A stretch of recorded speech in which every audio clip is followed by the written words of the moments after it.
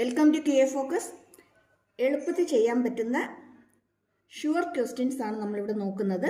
എല്ലാ ക്വസ്റ്റ്യൻ പേപ്പറിനകത്തും കാണാറുള്ള ക്വസ്റ്റ്യൻ ആണ്. വാല്യൂസ് മാത്രം ചിലപ്പോൾ അങ്ങോട്ടും ഇങ്ങോട്ടും മാറിയും തിരിഞ്ഞൊക്കെ വന്നെന്നിരിക്കും. പക്ഷേ ക്വസ്റ്റ്യൻ ഷുവർ ആണ്. ഇതേപോലത്തെ ക്വസ്റ്റ്യൻസ് ഉറപ്പായിട്ടും ക്വസ്റ്റ്യൻ പേപ്പറിനകത്ത് കാണാറുള്ളതാണ്. ഫസ്റ്റ് ക്വസ്റ്റ്യൻ നോക്കിക്കേ. Find the coordinate of foci vertices and the length of major axis and the latus rectum of the ellipse. എലിപ്സിനെ ബേസ് ചെയ്ത് വരുന്ന ഒരു ക്വസ്റ്റ്യൻ എല്ലാ ക്വസ്റ്റ്യൻ പേപ്പറിനകത്തും കാണാറുള്ളതാണ്. ഇതിൻ്റെ വാല്യൂസ് ചിലപ്പോൾ അങ്ങോട്ടും ഇങ്ങോട്ടും മാറിയും തിരിഞ്ഞൊക്കെ കിട്ടാം. 25, 9 ഒക്കെ വരുന്നതിന് വരെ ഇപ്പോൾ 16 വരാം, അങ്ങനെയൊക്കെ ഉള്ള 4 വരാം, അങ്ങനെയൊക്കെയുള്ള വാല്യൂസ് മാറിയും തിരിഞ്ഞ് വരാം. പക്ഷേ ഇതേ പാറ്റേണിൽ ഒരു ക്വസ്റ്റ്യൻ ആയിരിക്കും നമുക്ക് സാധാരണ കിട്ടാറുള്ളത്. അങ്ങനെ ഒരു ക്വസ്റ്റ്യൻ കിട്ടുകയാണെങ്കിൽ നമുക്ക് 4 മാർക്കായിരിക്കും ഇതിനകത്ത് നിന്ന് വരുന്നത്. അതായത് ഓരോന്നിനും ഓരോ മാർക്ക് വീതം. ഫോസൈ വെർട്ടിസസ് ഫൈൻഡ് ഔട്ട് ചെയ്യാനായിട്ട്, മേജർ ആക്സിസ് ഫൈൻഡ് ഔട്ട് ചെയ്യുന്നതിന്, then latest rectum find out ചെയ്യുന്നതിന് ഓരോരോ മാർക്ക് വീതം 4 മാർക്കിൻ്റെ ക്വസ്റ്റ്യൻ ആയിരിക്കും നമുക്ക് സാധാരണ ഇതിനകത്ത് നിന്ന് കിട്ടുന്നത്. അപ്പം ഇങ്ങനെ ഒരു ക്വസ്റ്റ്യൻ കിട്ടിക്കഴിഞ്ഞാൽ നമ്മൾ ആദ്യം ഇത് ഫൈൻഡ് ഔട്ട് ചെയ്യേണ്ടത് by 9 അല്ലേ, ഈക്വൽ ടു 1. ഓക്കെ, ഇതൊരു ഹൊറിസോണ്ടൽ എലിപ്സ് ആണോ അതോ വെർട്ടിക്കൽ എലിപ്സ് ആണോ എന്നുള്ളത് നമ്മൾ ആദ്യം അറിയണം. എപ്പോഴും നോട്ട് ചെയ്യേണ്ടത് ഡിനോമിനേറ്റർ ആരുടെയാണ് വലുതെന്ന് നോക്കുക. ഡിനോമിനേറ്റർ ആരുടെയാണ് വലുത്? എക്സിൻ്റെ ആണ് വലുതെങ്കിൽ അതൊരു ഹൊറിസോണ്ടൽ എലിപ്സ് ആയിരിക്കും. ഹൊറിസോണ്ടൽ എലിപ്സ് ആയിരിക്കും. ഇനി വൈയുടെ ആണ് വലുതായിട്ട് വരുന്നതെങ്കിൽ അതൊരു വെർട്ടിക്കൽ എലിപ്സ് ആയിരിക്കും. ഇവിടെ വലുതായിട്ട് വന്നിരിക്കുന്ന ആരുടെയാണ്? എക്സിൻ്റെ ആണ്. അതുകൊണ്ട് ഇത് എന്ത് എലിപ്സ് ആയിരിക്കും? ഈ തന്നിരിക്കുന്നത് ഒരു ഹൊറിസോണ്ടൽ എലിപ്സ് ആയിരിക്കും അല്ലേ. കുറേ പേർക്കൊക്കെ അറിയായിരിക്കും, പഠിച്ചു കാണും, കുറേ പ്രാവശ്യമൊക്കെ റിവൈസ് ചെയ്ത് കാണും. ചിലർക്ക് ടഫായിരിക്കും, നോക്കി കാണത്തില്ല. അപ്പം അങ്ങനെയുള്ളവർ പെട്ടെന്ന് ഇപ്പം തന്നെ ഒരു പേപ്പർ എടുത്ത് എഴുതി ഇപ്പം തന്നെ അങ്ങ് പഠിച്ചു പോയിക്കോണം കേട്ടോ. ഇനി ഇവിടെ നമുക്കിവിടെ അറിയേണ്ടത് ഫസ്റ്റ് ഓൺ ഫോസയാണ് ഫൈൻഡ് ഔട്ട് ചെയ്യേണ്ടത്. ഫോസൈ. ഇവിടെ നമുക്ക് ഫോസൈ കിട്ടാനുള്ള ഇക്വേഷൻ എന്ന് പറയുന്നത് ±C,0 ആണ്. ഫോസൈ എന്ന് പറയുന്നത് ±C,0 ആണ്. പിന്നെ നമുക്കിനി അറിയാനുള്ളത് സെക്കൻഡ് പോയിന്റ് എന്ന് പറയുന്നത് വെർട്ടിസസ് വേണം കിട്ടാനായിട്ട്. വെർട്ടിസസ് എന്ന് പറയുന്നത്, വെർട്ടിസസ് കാണാനുള്ള ഇക്വേഷൻ എന്ന് പറയുന്നത് ±A,0 ആണ്. ദെൻ ഇനി ഇതിനകത്ത് നമുക്കിനി അറിയാനുള്ളത് ആരാ? ലെങ്ത് ഓഫ് മേജർ ആക്സിസ് ആണ് അല്ലേ. ലെങ്ത് ഓഫ് മേജർ ആക്സിസ് ആണ്.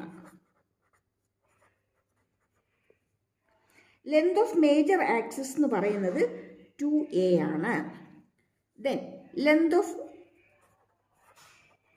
ലാറ്റസ്റ്റ് റെക്റ്റം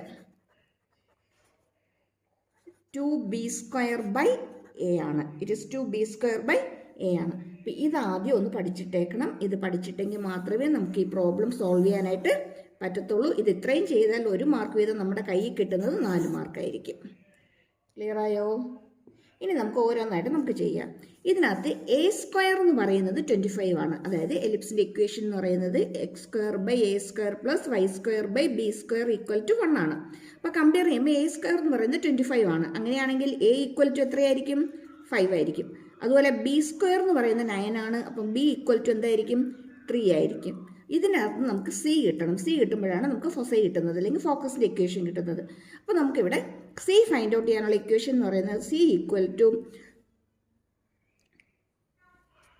√a² - b² ആണ്. അല്ലെങ്കിൽ c² = a² - b² ആണ്.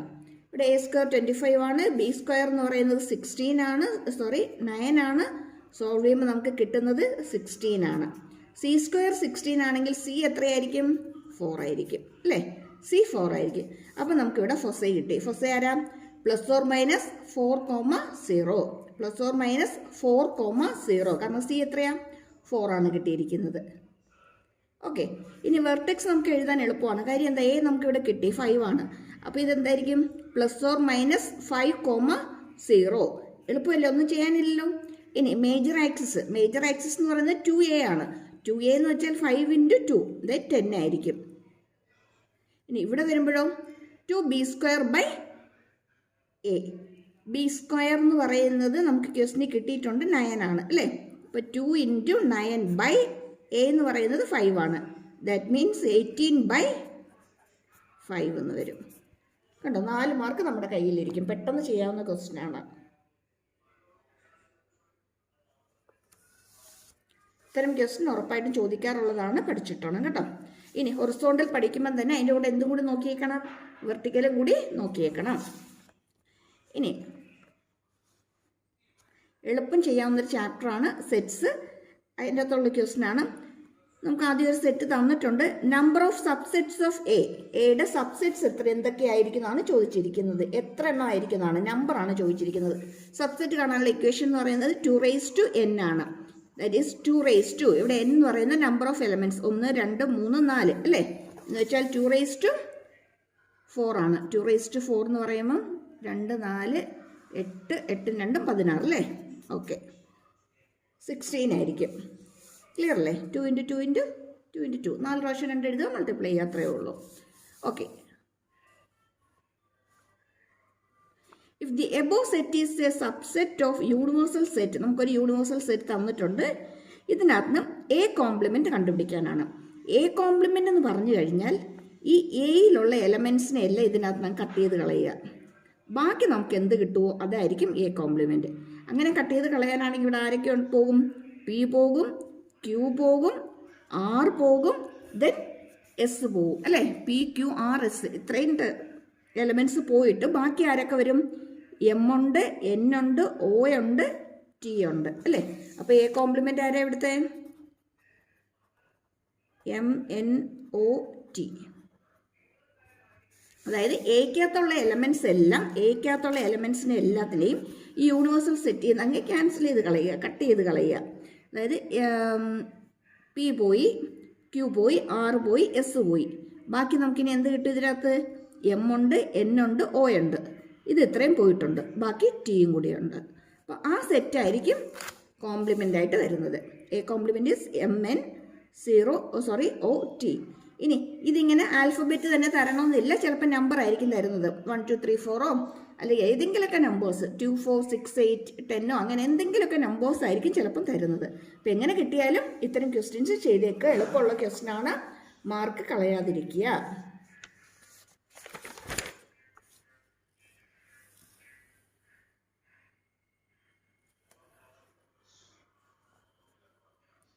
നെക്സ്റ്റ് ക്വസ്റ്റ്യനിലേക്ക് വരുമ്പോഴത്തേക്കും ഇതൊരു ഇമ്പോർട്ടൻ്റ് ടൈപ്പ് ഓഫ് ക്വസ്റ്റ്യൻ ആണ്. പല രീതിയിൽ ഇത് ചോദിക്കാറുണ്ട്.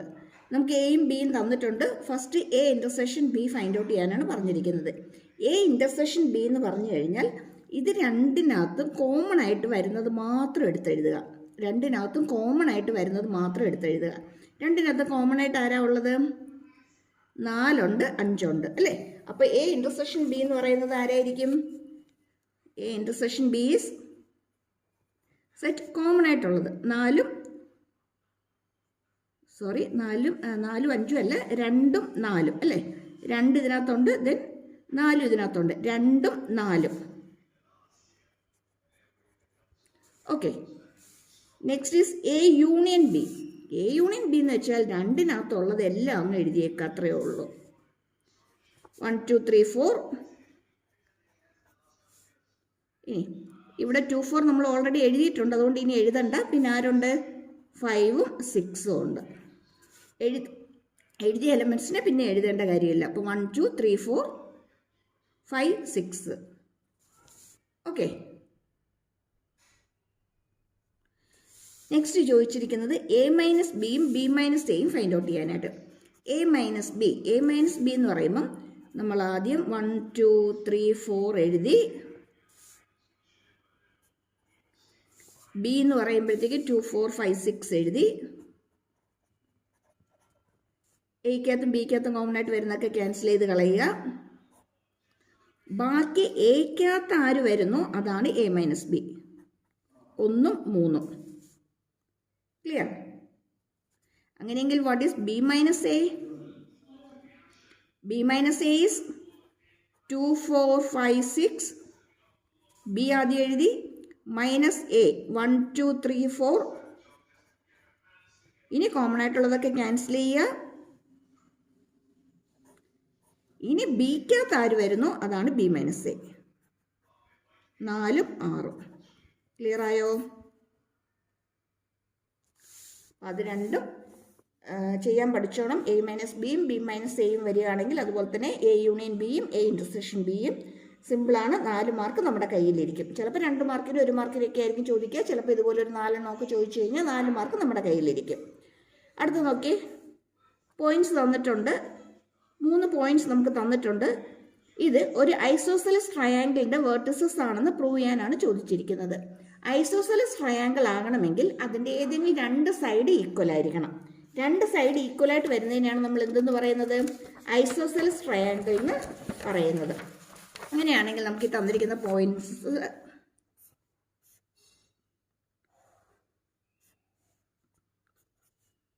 PQR പോയിന്റ്സ് വന്നിരിക്കുന്നത് 0, 7, -10.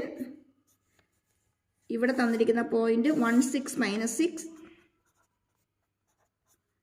ദെൻ R എന്ന് പറയുന്ന പോയിന്റ് 4, 9, -6.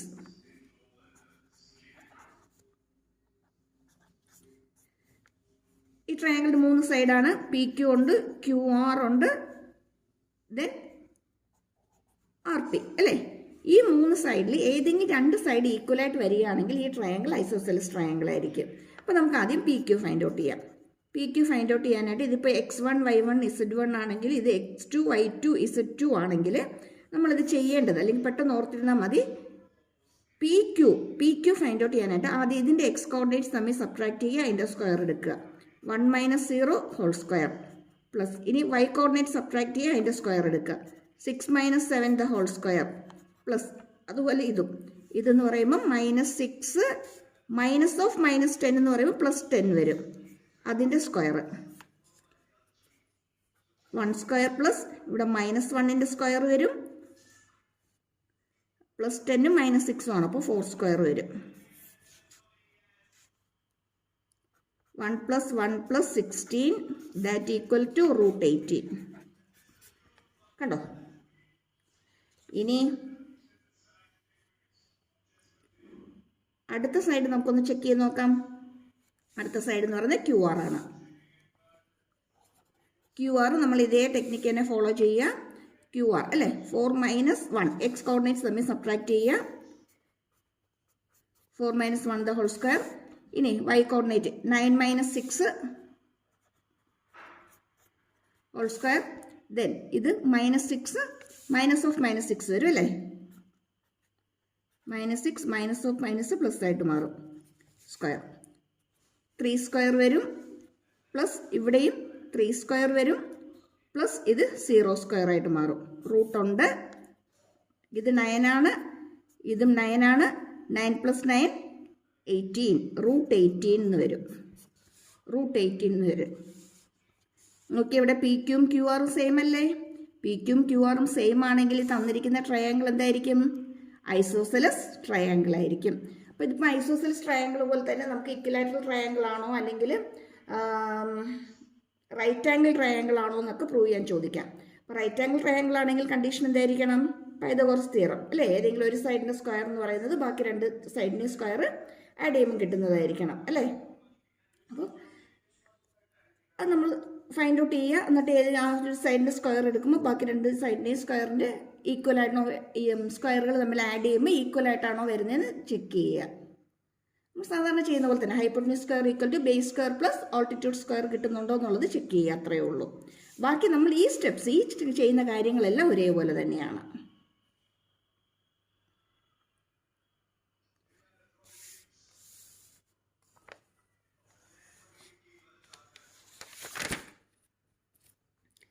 നെക്സ്റ്റ് സെറ്റ് സി എന്നുള്ള ക്വസ്റ്റ്യൻ ആണ്. ഈ ടൈപ്പ് ക്വസ്റ്റ്യൻ ഉറപ്പായിട്ടും കാണുന്നതാണ്. നമുക്കൊരു യൂണിവേഴ്സൽ സെറ്റ് തന്നിട്ടുണ്ട്. 1 2 3 4 5 2 സെറ്റ്സ് എയും ബിയും തന്നിട്ടുണ്ട്.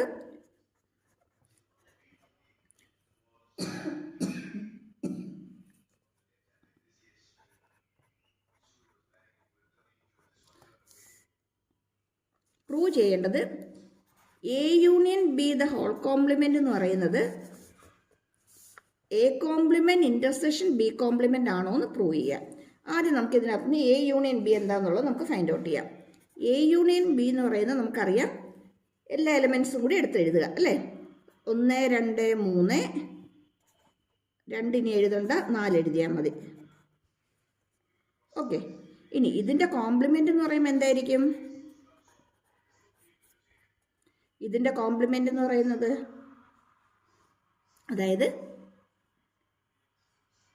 എ യൂണിയൻ ബിക്കകത്ത് ഇല്ലാത്ത എലമെൻറ്റ്സ് ഇതിനകത്തുള്ളതെല്ലാം കൂടി എടുത്തെഴുതുക. ഇതിനകത്ത് ഇല്ലാത്ത എലമെൻറ്റ്സ് ഇതിനകത്തുള്ളത് എടുത്തെഴുതുക എന്ന് വെച്ചാൽ 5 മാത്രമേ ഉള്ളൂ. ഇനി നമുക്ക് എ കോംപ്ലിമെൻറ്റും ബി കോംപ്ലിമെൻറ്റും കിട്ടണം. എ കോംപ്ലിമെൻ്റ് എന്ന് വെച്ചാൽ എക്കകത്ത് ഇല്ലാത്തത് ഇതിനകത്ത് ഏതൊക്കെയുണ്ടോ അതൊക്കെ എടുത്തെഴുതുക. 2, 4 ഒഴികെ ബാക്കിയെല്ലാം എടുത്തെഴുതണം അല്ലേ. അപ്പോൾ നമുക്ക് എന്ത് കിട്ടും? 1, 3, 5 എന്ന് കിട്ടും. അതുപോലെ ബി കോംപ്ലിമെൻറ്റും. ബി കോംപ്ലിമെൻ്റ് എന്ന് പറയുമ്പോൾ 1, 2, 3 ഒഴികെ ബാക്കി ഇതിനകത്തുള്ളതൊക്കെ എടുത്തെഴുതുക. 4ഉം 5ഉം ആണത്. ഇനി A complement intersection B complement എന്ന് പറയുമ്പോഴോ രണ്ടിനകത്തും കോമൺ ആയിട്ട് വരുന്നത് മാത്രം എടുത്തെഴുതുക. രണ്ടിനകത്തും കോമൺ ആയിട്ട് ആരേ ഉള്ളൂ? 5 മാത്രമേ ഉള്ളൂ അല്ലേ. എന്ന് വെച്ചാൽ ഇവിടെ എന്ത് നമുക്ക് കിട്ടി? A union B the whole complement A intersection B the A complement intersection B complement എന്ന് കിട്ടി. അതാണ് ക്വസ്റ്റിനകത്ത് എന്ത് ചെയ്യാൻ ചോദിച്ചിരിക്കുന്നത്? പ്രൂവ് ചെയ്യാനായിട്ട് ചോദിച്ചിരിക്കുന്നത്. Clear?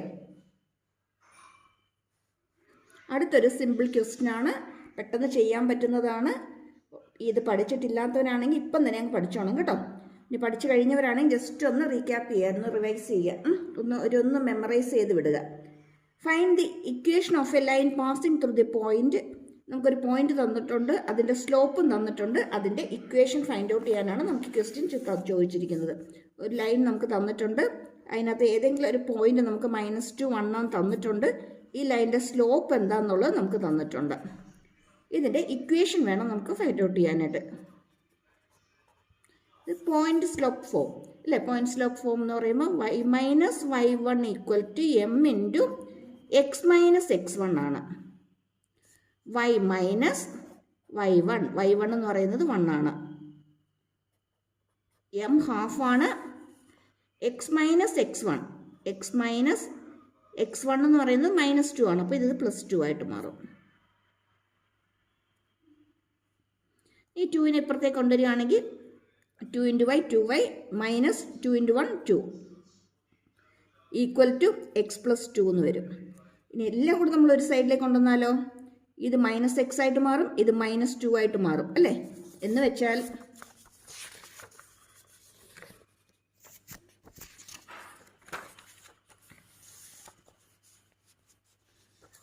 -2y -2 -x -2 = 0 or 2y -x -2 -2 -4 = 0 equation കിട്ടി.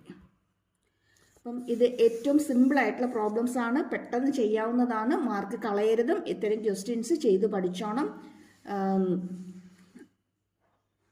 റിവൈസ് ചെയ്യുമ്പോഴും ഇതുപോലുള്ള സിമ്പിൾ ക്വസ്റ്റ്യൻസിന് കുറച്ചൊന്ന് സ്ട്രെസ് കൊടുത്ത് ചെയ്ത് പഠിക്കുക. നിങ്ങൾക്ക് മാർക്ക് കൂടുതൽ സ്കോർ ചെയ്യാനായിട്ട്, നിങ്ങളുടെ ഗ്രേഡ് ഇമ്പ്രൂവ് ചെയ്യാനായിട്ട് ഹെൽപ്പ് ചെയ്യുന്നതായിരിക്കും ഇങ്ങനത്തെ questions. Okay, thank you for watching. All the best. എല്ലാ പ്രാവശ്യം പറയുന്ന പോലെ സബ്സ്ക്രൈബ് ചെയ്യാൻ മറന്നു പോരുതേ. ഷെയർ ചെയ്യാനും ലൈക്ക് ചെയ്യാനും. Thank you.